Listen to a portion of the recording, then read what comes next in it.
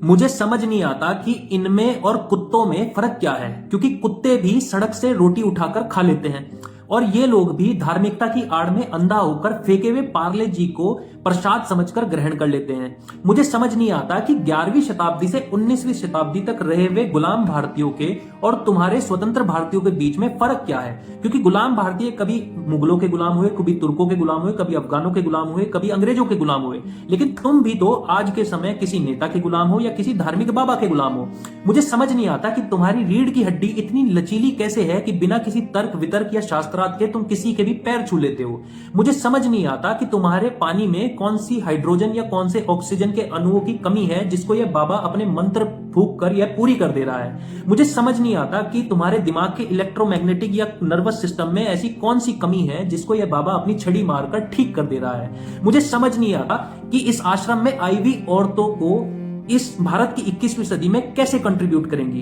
क्योंकि कल के समय में इस भारत की 21वीं सदी में ना तो वो कोई डॉक्टर पैदा कर सकती, ना कोई इंजीनियर पैदा कर सकती और ना ही वो कोई दार्शनिक पैदा कर सकती। वो अगर पैदा कर सकती है तो एक लंगड़े दिमाग की लंगड़ी सोच रखने वाला एक व्यक्ति जो फिर से कल को एक बाबा के सामने झुकेगा या फिर किसी नेता के सामने झुकेगा, वो पैदा कर सकती है तो किसी ऐसी रीढ़ की हड्डी से कमजोर वाले व्यक्ति को जो जॉब तो करेगा लेकिन उसमें कोई भी चेंज नहीं ला पाएगा। मुझे ऐसा लगता है कि भारत देश ना होकर एक बाबाओं का मेला बन चुका है, जहां पर धार्मिकता को अपना खेल बनाकर हर बाबा अपनी दुकान पर उसका खेल चला रहा है और धार्मिकता की आड़ में अंधा हुआ यहां का समाज उसी धार्मिकता को खेल देखकर नशे में झूम रहा है।